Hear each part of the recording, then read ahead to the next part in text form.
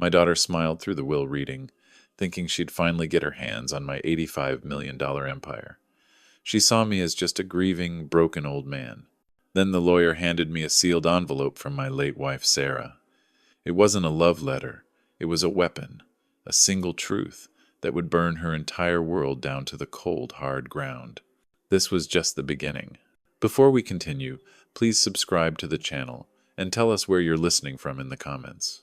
I sat in the great room, in the leather armchair Sarah always said was mine, and stared out at the gray expanse of the Malibu coast. The ocean today was restless, churning under a sky the color of slate. This house, this $3 million monument to a life's work, had never felt so cold, so empty. The silence was a physical weight. It pressed down on me, heavy with the absence of her laughter. My daughter, Olivia, wanted to take this silence and make it permanent. She wanted me gone.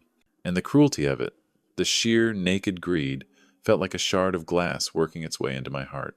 My mind drifted back, as it had so many times these past few days, searching for the moment it all went wrong. I saw Olivia's face, bright with excitement, on the day we handed her the keys to her first car. A brand new $45,000 BMW, a graduation gift. I remembered signing the checks for her private university, year after year, $250,000, gone without a second thought. Because that's what you do for your child. You give, you provide, you build a world for them. Sarah and I, we never took the grand tour of Italy we always dreamed of. Something always came up. Olivia needed braces. Olivia wanted to go to a summer arts program in France. Olivia needed a deposit for her first apartment in the city. So we put our dreams on hold. We told ourselves, next year. But next year never came for Sarah. I remember the meals, countless dinners of tuna melts or simple beans and rice, not because we had to, but because we were saving for the next big thing for her. We wanted her life to be easier than ours. We wanted her to fly, unburdened. We didn't see that by taking away all her burdens, we had also taken away her gratitude. We had built a legacy here, Sarah and I. A legacy not of $85 million, but of hard work, of integrity, of family. And now, that legacy felt like it was being auctioned off to the lowest bidder, my own daughter. My eyes wandered across the room, past the cold, empty fireplace, to the photos lining the mantel. There we were, a family. Olivia, 16 and beaming, blowing out the candles on a cake in this very backyard. Sarah and I stood on either side, our faces etched with a foolish, boundless pride. That girl in the photo, who was she? Where did she go? Looking at it now didn't bring warmth. It brought a sharp, physical ache. The memory was tainted, corrupted by the present. Every happy moment captured on this mantelpiece now felt like a scene from a lie I had told myself for 28 years. This house wasn't just wood and glass and stone. It was the place I brought Sarah home to as a bride. It was where Olivia took her first steps, right there on that Persian rug. Her height chart is still faintly marked on the doorframe to the kitchen. These weren't just assets on a legal document she had so coldly delivered. They were the very fabric of my life, of our life, and she was trying to tear it all down. The contrast was a physical sickness in my stomach. The memory of her small hand in mine, walking along the beach just outside that window, now felt disconnected, like a story about someone else. The love I felt then was so pure, so absolute, and the betrayal I felt now was just as absolute. It poisoned everything. The laughter that once filled these halls now echoed like a taunt. Even the familiar ticking of the grandfather clock in the hall, a sound that had been a comfort for decades, now sounded like a countdown to my own eviction, for my own life. A few days passed in a gray haze of grief and disbelief. I knew I couldn't just sit here, waiting for the end they had planned for me. I had to do something. I started with the hardest task of all, sorting through Sarah's things. Her closet still held her scent, a faint mix of lavender and books. Each dress, each scarf, was a memory. My hands trembled as I folded her sweaters, my heart aching with a grief so profound it felt like I was drowning. Tucked away in the back, behind a stack of old hat boxes, was a small cedar chest. Her memory box. I hadn't seen it in years. With a heavy heart, I lifted the lid. Inside were the usual treasures. Dried flowers from our wedding, Olivia's first baby tooth in a tiny velvet pouch, old letters. But underneath it all, there was something else. A leather-bound journal I never knew she kept. I opened it to the last entry, dated just 3 months before she passed. Her elegant handwriting, usually so steady, was shaky. "I'm so afraid, Arthur," she wrote. I see a coldness in Olivia, a sense of entitlement that chills me. She speaks of our home not as a place of love, but as an asset, an inheritance. I fear we have given her a world, but have failed to give her a soul. I don't know how to fix it now. I fear one day you will have to teach her the lesson I was too weak to teach. The journal fell from my hands. The pain was twofold now. It wasn't just Olivia's betrayal. It was the agony of knowing Sarah had carried this fear, this sorrow, all by herself. She had tried to protect me from it. This journal, it wasn't an accusation. It was a final gift, a warning, and a weapon. A cold, hard clarity began to cut through the fog of my grief. The shock was replaced by a slow-burning anger. Not a hot, reckless anger, but something deeper, a resolve. I had been so blind. I saw the successful influencer, the beautiful daughter, and I had refused to see the hollow shell she had become. I had failed. Not because I didn't love her enough, but because I had loved her foolishly. I had tried to buy her happiness, to pave her way with money, thinking it was the same as paving it with love. I had let her believe that what we gave her was her right, not a gift. I saw that now. I saw it all with painful clarity. My mind flashed to David Chen, my vice president. His son, a bright young man who worked 2 jobs to get through state school, still sent me a handwritten Christmas card every single year. He never asked for a thing. The contrast between that young man's quiet gratitude and my own daughter's ravenous entitlement was stark. It was shameful, and it was my fault. I had created this monster of entitlement. And now, for Sarah's sake, for the sake of the legacy she wrote about, I had to be the one to unmake it. The pain didn't disappear. It was still there, a constant dull throb in my chest. But now, it had a purpose. It was fuel. I stood up and walked over to the mahogany desk where Sarah used to pay the bills. Her photograph smiled at me from its silver frame. I looked into her eyes. "I will do it, my love," I whispered to the silent room. "The hard way. Our way." My hand was steady now. I picked up my phone. There was a single, unread message from 3 days ago. It was from Olivia. "Just checking in, Dad. Hope you're doing okay." The hypocrisy of it, the cold, calculated performance, made my stomach turn. For days, that message had sat there, a symbol of my own weakness, my desperate hope that it was all a misunderstanding.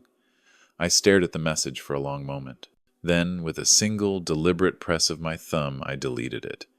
I didn't block her. I didn't reply. I simply erased her hollow words. It was a small act, but it felt monumental. It was the closing of a door. The end of my weakness. I would not be doing okay. I would be fighting back. I walked back to my armchair and sat down, but the feeling was different. The large, empty room no longer felt like a prison of grief. It felt like a war room. The chair was no longer just a place of comfort, it was a command post. I looked out the large picture window again. The storm that had been gathering on the horizon was closer now. The waves crashed against the shore with a new intensity, a raw power. I felt a strange kinship with that storm, a quiet fury, building, waiting for the right moment to be unleashed. The ticking of the grandfather clock was no longer a countdown to my defeat. It was a countdown to my response. Every tick was a second closer to the moment when Olivia and her smug fiancé would learn the true meaning of the word legacy. They thought they were dealing with a broken old man. They were about to meet the man who had built an empire from nothing. And he was done being silent. If you're still watching and find this story interesting, please comment 1 below to let me know you're here with me. The next morning I woke not to the familiar weight of grief, but to the cold, sharp clarity of purpose. The man who had wept over his wife's memory box was gone. In his place stood Arthur Reed. I looked at my reflection in the dark window overlooking the churning sea. The lines on my face seemed deeper, etched not by sorrow, but by resolve. The first call I made was at precisely 8 o'clock to my lawyer of 25 years. "Helen," I said, my voice steady, devoid of the tremor that had plagued it for weeks. It's Arthur. It's time. Execute the plan Sarah and I discussed. The sunrise contingency. There was a brief pause on the other end. Then Helen's voice, crisp and professional. Understood, Arthur. I'll begin immediately. No questions, no condolences, just action. That's why she was the best. My next call was to David Chen, my vice president, a man whose loyalty I had earned over 3 decades. David, I said, getting straight to the point, I need you to contact Harrison Development Group. Immediately. I have 2 prime Malibu properties for an off-market sale. One is the main house on Ocean Crest Drive. The other is the Oceanfront Towers apartment complex. Tell them I want full asking price, cash only, and a 12-hour close. David gasped. Arthur, Oceanfront Towers? But Olivia lives there, and Harrison Group is the Peterson family's biggest rival.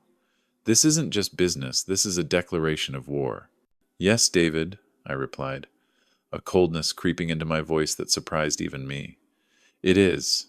Make the call. The third call was to my private banker at First National Trust, a man I'd known since he was a junior analyst. I gave him instructions to restructure my entire portfolio, to establish a new trust in Sarah's name, and, most importantly, to freeze and terminate any and all accounts, credit cards, and lines of credit associated with Olivia Reed, effective at noon the next day. As I spoke, I felt a strange sensation, a feeling of power not born of wealth but of control. My hands, which had trembled just days before, were now perfectly still. Each word I uttered was a brick, rebuilding the foundation of a life they had tried to shatter. The game had begun, and I was finally moving my pieces. That evening, just as the sun was setting, casting long, mournful shadows across the living room, they arrived. Olivia and her fiancé, Carter. They walked in not as guests, but as conquerors surveying their new territory. Carter, impeccably dressed and reeking of expensive cologne and arrogance, was holding a tablet. Dad, Olivia began, her voice dripping with a cloying, false sweetness that made my skin crawl. Carter and I have put together some initial renovation plans. We wanted to get your input before we start. Before they start, as if it were a foregone conclusion. Carter swiped through images on his tablet, showing architectural renderings of my home, our home, gutted and transformed into a sterile glass and steel box. We're thinking of knocking out this entire wall to maximize the ocean view, he explained, gesturing dismissively at the wall where Sarah's favorite seascape painting hung. And the kitchen, a complete teardown. Italian marble, sub-zero appliances, a space truly befitting a property of this caliber. I remained silent. I let them talk. I watched them pace through my living room, pointing and planning, their voices echoing in the hallowed space where my wife and I had built a life. They were so engrossed in their fantasy, so blinded by their greed, that they didn't even notice my silence. They didn't see the man watching them, not with grief, but with a cold, analytical detachment. They were insects under a microscope. And for you, Dad, Olivia said, turning to me with a look of practiced concern, we've found a wonderful assisted living community just a few miles inland. It has a golf course. You'd be so much more comfortable there, without the burden of maintaining all this. The burden. She called this home, this sanctuary, a burden. I simply nodded, taking a slow sip of my tea. I let them bury themselves deeper and deeper in their own treachery. They mistook my silence for weakness, for defeat. They had no idea it was the calm before the storm. When Olivia tried one last pathetic appeal to emotion, placing her hand on my arm and saying, "This is what's best for everyone, Dad." You know that I felt nothing, no pain, no anger. Only a profound and chilling pity for the empty thing my daughter had become. She wasn't a villain. She was just a void, desperate to be filled with things. The following morning, I drove into the city for my appointment at the bank. The downtown branch of First National Trust was an imposing building of marble and brass, a temple to the very wealth my daughter so desperately craved. As I sat across the polished mahogany desk from my banker, signing the documents that would surgically remove Olivia from my financial life, a young teller from a nearby window approached hesitantly.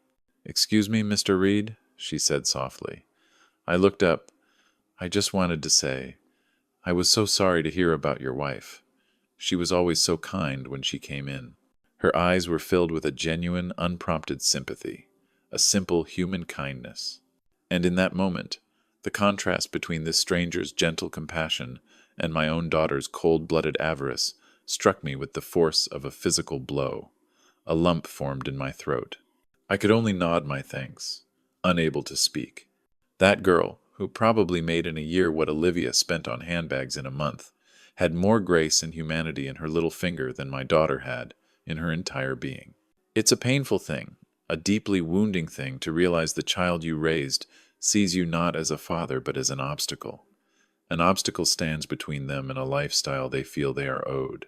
If you have ever been made to feel invisible in your own family, comment the word respect below. That girl's simple act of kindness solidified my resolve. This wasn't just about protecting my assets anymore. It was about honoring Sarah's memory. It was about standing up for the values of decency and gratitude that this young stranger understood instinctively and that my own child had so thoroughly rejected. Later that day, a call came from Helen, my lawyer. Her voice was all business. Arthur, the documents are signed, and the transfers are in motion. Harrison Group has accepted your terms. The sales will be finalized by 6 a.m. tomorrow. They were enthusiastic. I could almost hear the smile in her voice. But there's more, she continued, her tone shifting slightly. As part of the due diligence on Carter Peterson III, as you requested, I ran a full background check. It seems our young real estate heir has some significant financial problems. And I don't mean a few bad investments. I waited. He has over $200,000 in gambling debts to a casino in Vegas. His father's company has been quietly covering for him, but they're stretched thin, very thin. Arthur, they weren't just trying to get your house. They were trying to secure a lifeline. They're desperate. And there it was. The final piece of the puzzle. The ace I didn't even know I had. It wasn't just greed driving them. It was fear. They weren't predators circling a kill. They were drowning rats, clawing at anything that floated. I went to my computer. My fingers moved across the keyboard, a strange sense of detachment guiding me. I typed his name into the public records search database, and there, on the screen, in cold black and white, was a list of civil suits, unpaid creditors, and then a criminal record, a DUI from 3 years ago that had been quietly expunged, a charge of assault from his college days that had been settled out of court. A cold, hard truth appeared on the screen, a truth he thought was buried forever. I leaned back in my chair, the screen's glow illuminating the dark office. They thought this was a game of inheritance, of legal maneuvering. They were wrong. This was a game of survival, and they had just shown me their fatal weakness. The phone rang. It was Olivia. Her voice was cheerful, bubbly. "Hi, Dad. Just calling to see how you're doing. Are you excited for the party tonight? It's going to be fabulous." The disconnect between her cheerful facade and the dark reality of her betrayal was jarring. "I'm looking forward to it, Olivia," I said, my voice perfectly level. "It will be a night to remember." I hung up the phone. The stage was set. The legal documents were signed. The wire transfers were pending. The secret sins of Carter Peterson were laid bare on my computer screen. The machinery of consequence was in motion, silent and inexorable. The engagement party tonight, at my house, would not be a celebration. It would be a reckoning. They thought they had won. They thought the old man was defeated. But the game was just beginning, and I was about to make my move. If you're still watching and find this story interesting, please comment 2 below to let me know you're here with me. The house hummed with a false energy. My house, filled with strangers who looked right through me, their laughter echoing off walls that held 30 years of my memories. Olivia and Carter moved through the crowd like royalty, accepting congratulations, their faces glowing with a sickening triumph. The air was thick with the scent of expensive perfume and entitlement. I stood by the French doors leading to the deck, a quiet observer in my own home holding a glass of club soda. I was dressed in my usual $15 flannel shirt, an island of simple reality in a sea of designer labels. They saw me as a piece of furniture they would soon dispose of, a relic. Cynthia Peterson, Carter's mother, glided towards me, her smile as brittle as spun sugar. "Arthur," she cooed, "I do hope you're not feeling too overwhelmed by all this. It's a lot to take in, I know. The transition, the transition." She spoke of the theft of my home as if it were a perfectly normal business transaction. Before I could respond, a voice cut through the polite chatter. It was Julian, one of Carter's groomsmen, a young man with the smug look of someone who had never known a day of real work in his life. "Hey, Olivia," he called out, his voice loud enough for the entire room to hear. "I loved that post you made last week about legacy. You know, the one about how some people just don't know when it's time to pass the torch to a more deserving generation. So profound." The room fell into a hush. Every eye turned to me. It was a calculated strike, a public execution of my dignity, and he used my own daughter's words as the weapon. I saw a flicker of panic in Olivia's eyes, but it was quickly replaced by something else. A flicker of cruel amusement. She laughed, a light dismissive sound that cut me deeper than any shout could have. "Oh, Julian, you're terrible," she said, but her eyes danced with victory. "But sometimes the truth hurts, you know?" And there it was, not just greed, not just entitlement. This was cruelty for sport. In that moment, in front of a room full of strangers, my daughter had reduced my entire life, my entire legacy, to a punchline. She was not just taking my house, she was trying to erase me. But before the smug silence could settle, another voice spoke up, calm and clear, from the edge of the room. "It was my neighbor of 20 years, Mrs. Gable, a kind widow who often shared her garden roses with Sarah. Actually," she said, her voice carrying a quiet authority, "I was just speaking with Arthur last week. He seemed more clear-headed and full of plans for the future than I've seen him in years. He was telling me all about his new charity project in Sarah's name." A few heads turned towards her, surprised. Then, from the other side of the room, David Chen, my vice president, whom I had asked to be here, added his voice. "That's right," he said, stepping forward slightly. "In fact, at our last board meeting, Arthur presented a 5-year expansion plan that was nothing short of brilliant. The man's mind is as sharp as ever." A ripple of uncertainty went through the crowd. The narrative they had been fed, of the confused, broken old man, was beginning to crack. The ground beneath Olivia and the Petersons' feet was starting to feel a little less solid. I let the silence hang for a moment, then I looked directly at Cynthia Peterson. My voice, when I spoke, was not loud, but it cut through the room like a surgeon's scalpel. "Cynthia," I said, "you seem to admire my daughter's understanding of legacy. Let's talk about it. What do you think this house, this $3 million property, is worth?" She was taken aback. "Well, as Olivia said, $3 million, I suppose. And how do you suppose a retired handyman, a fixer-upper person as my daughter described me, has been paying the $42,000 annual property tax on it for the last 15 years? I asked, my gaze sweeping the room. "The inheritance my father-in-law left me, perhaps?" The Petersons exchanged a nervous glance. The story they had concocted was beginning to unravel. It was time. I pulled out my phone. "I believe it's time for some clarity," I announced. I dialed a number and put it on speaker. "Helen Grant speaking." The crisp voice of my lawyer filled the room. "Helen, it's Arthur Reed," I said. "I have a room full of guests here who are very interested in the topic of inheritance law. Could you please clarify a few things for us?" Olivia's face went white. "Dad, hang up the phone," she hissed. I ignored her. "Helen, if an individual, say, my daughter, were to use legal documents drawn up by her fiancé's father to threaten the rightful owner of a property with formal proceedings unless he surrendered it, what would you call that?" There was a pause. Depending on the specific language, Arthur, Helen's voice was dangerously calm that could constitute attempted extortion. A collective gasp went through the room. Carter went pale. "Now, wait just a minute," he started, but I cut him off.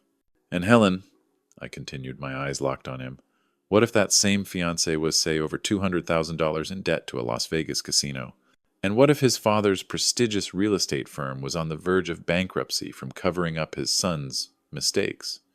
The silence in the room was now absolute. It was so quiet I could hear the gentle hum of the wine fridge. The Petersons looked as if they had been turned to stone. Olivia turned to Carter, her eyes wide with disbelief. "Carter?" she whispered. "Is that true? You told me it was just a misunderstanding." He couldn't meet her eyes. The first crack in their greedy alliance had appeared.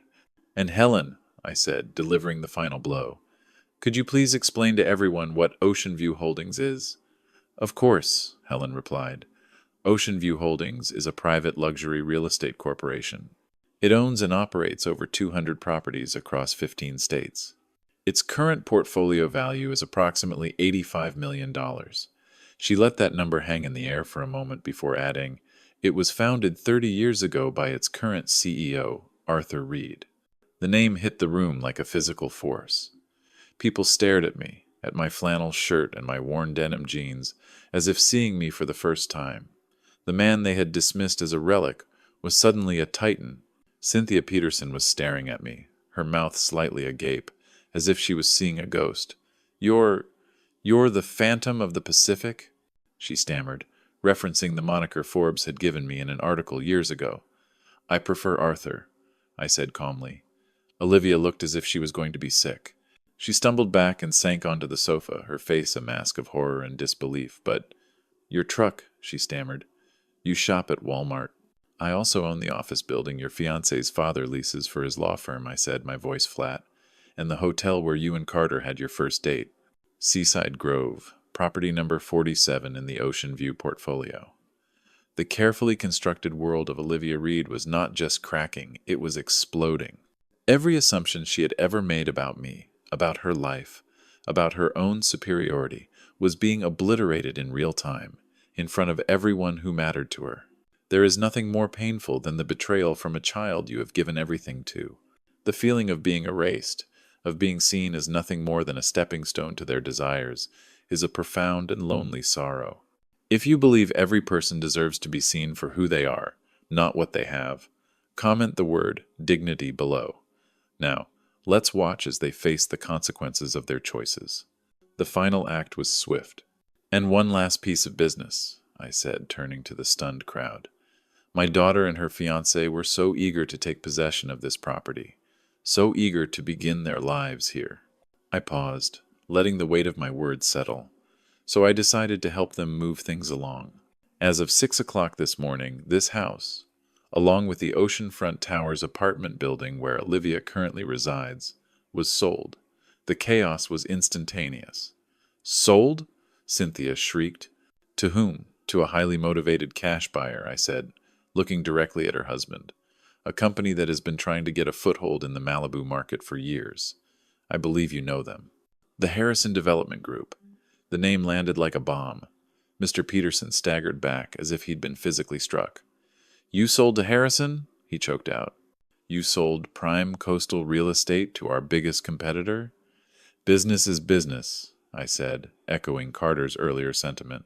They met my terms. Olivia just sat there, catatonic, as her world burned down around her.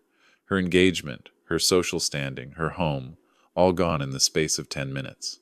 Carter was being dragged out of the room by his furious parents, who were screaming at him, their perfect family facade shattered into a million pieces. The guests, horrified and embarrassed, began to flee, murmuring apologies, desperate to escape the wreckage. Within 20 minutes, I was alone in my house, surrounded by half-empty wine glasses and the deafening silence of justice. The party was over. As I stood there, looking out at the now dark ocean, I felt no triumph, only a deep, aching sadness for the daughter I had lost, and a quiet resolve for the difficult road ahead. The house was no longer mine, but for the first time in a long time, I felt like I had taken back my life. If you're still watching and find this story interesting, please comment 3 below to let me know you're here with me. The weeks that followed the party were a blur of logistics and legal paperwork, but for the first time in a long time, it was a blur with a purpose. The sale of the Malibu properties closed without a hitch. The $14.6 million wire transfer from Harrison Development Group appeared in my trust account, a silent, digital confirmation that the old chapter was well and truly over. I hired a moving company not to pack my life into boxes, but to liberate it. We went through the house room by room, sorting 30 years of memories. I kept the things that mattered: Sarah's books, my old woodworking tools, the photo albums, the rest, the expensive furniture Olivia had insisted on, the designer rugs, the art she'd picked out. I donated it all. The day the movers drove the last truck away, I stood in the vast, empty living room one last time. It didn't feel sad. It felt clean. I walked out, closed the door on my past, and didn't look back. I bought a small, two-bedroom cottage in a quiet coastal town 100 miles north, a place where the sound of the ocean was a gentle whisper, not a roar. It cost a fraction of the Malibu house, and felt more like home than that grand mansion ever had. News traveled, as it always does. I heard through the grapevine that the Peterson family's real estate firm, unable to withstand the double blow of the Harrison deal and Carter's public disgrace, had filed for bankruptcy. Carter and Olivia's engagement was, of course, over. She was served her 60-day eviction notice from the apartment building I no longer owned. Her influencer career, built on a foundation of lies, had evaporated overnight. She had lost everything because she had failed to value anything. About a month later, a letter arrived. It was from Olivia. It was long, filled with apologies, regrets, and justifications. I read it, folded it neatly, and placed it in a drawer. I did not reply. I realized then that I didn't need her apology. Forgiveness isn't something you grant to someone else to make them feel better. It's something you give yourself, the decision to no longer let their actions poison your heart. I had my life back. I didn't need anything from her. My new life began with the simple act of putting my hands in the soil. I started a garden in the small backyard of my cottage, something Sarah and I had always talked about doing. I planted roses in her memory, and rows of tomatoes and zucchini. The physical work, the feeling of the sun on my back, and the dirt under my fingernail were therapeutic. It was real. I reconnected with old friends, men I'd known since before Ocean View Holdings was even a name on a piece of paper. We'd meet for coffee, talk about our grandkids, complain about our aching backs, and never once mention the stock market or property values. I was just Arthur again, and it felt good. One of the most significant changes was what I decided to do with the money. It had been a tool for my daughter's destruction, a source of pain and conflict. I was determined to turn it into a source of good. I took $10 million and established the Sarah Reed Educational Foundation, a scholarship fund dedicated to helping bright, underprivileged students pursue their dreams. The first recipients were the children of my own employees at Ocean View Holdings, the cleaners, the landscapers, the maintenance crews, the people whose hard work had helped me build my empire, the people Olivia had never even bothered to see. Seeing the tears of joy in a mother's eyes when she learned her daughter would be the first in their family to go to college, that was a return on investment no stock could ever match. I started volunteering at the local senior center, not as a wealthy benefactor, but just as a guy who was good at fixing things. I repaired leaky faucets, fixed wobbly table legs, and simply sat and listened to the stories of people who had lived lives far more interesting than my own. I was healing, not just from the betrayal, but from the isolation that my own wealth had built around me. I was becoming part of a community again. The lessons I learned from this ordeal were hard-won, etched into my very soul. They are lessons I feel compelled to share. First, a lesson for parents.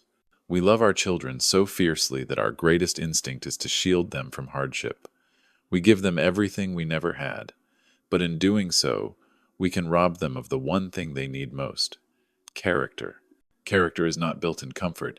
It is forged in struggle, in learning the value of a dollar earned through a hard day's work, in understanding that gratitude is the bedrock of a decent life. Love without boundaries, without expectations of respect and responsibility, is not a gift. It is a poison. Second, a lesson for the children. Your parents owe you their love, their guidance, and their support. They do not owe you their life's work. An inheritance is a gift, a privilege, not a right. The respect you show to those who raised you, the gratitude you express for the opportunities you were given, that is the true measure of your worth, not the balance in your bank account or the number of followers you have online. Betraying that fundamental trust for material gain is not just a moral failing. It is a spiritual bankruptcy from which it is very, very difficult to recover. And finally, a lesson about human nature in this modern world. We live in a society that screams at us to value the superficial, the perfect photo, the expensive car, the right address. We are taught to project an image of success at all costs. But my story is a testament to the fact that what lies beneath is all that truly matters. Integrity, decency, kindness, and character. These are the only assets that can't be bought, sold, or stolen. They are the only true legacy any of us can ever hope to leave behind. One sunny afternoon, as I was tending to my roses, a little girl from next door, no older than 5, toddled over to the fence. She was holding a single, slightly wilted dandelion. She held it out to me through the slats of the fence. "This is for you," she said, her voice a tiny bell. I took the flower from her small hand. A simple, unprompted act of kindness from a stranger. A weed, to some. But to me, in that moment, it was more precious than all the diamonds in the world. It was a confirmation that I had made the right choice. I had chosen to leave the cold, transactional world of the Petersons and Olivia, and to re-enter a world where a small gesture of kindness still mattered. I smiled, a genuine, soul-deep smile. "Thank you," I told her. "It's beautiful." I went inside and placed the dandelion in a small glass of water on my kitchen windowsill, right next to Sarah's picture. I didn't need their apologies. I didn't need their regret. I had my garden. I had my friends. I had my purpose. I had myself. And I was finally, truly, at peace. The story of my life was not over. In fact, it felt as if it had just begun. The lessons we learn, especially the hardest ones, are meant to be shared. Which of these lessons resonates most with your own life? Is it the responsibility of parents, the gratitude of children, or the importance of character in our modern world? Share your wisdom in the comments below. Your story might be the one that helps someone else find their way. The story has come to an end. I hope it has brought you valuable lessons and insights. If you enjoyed this content, please like, share, and subscribe to the channel so you won't miss the next video. Goodbye, and see you again.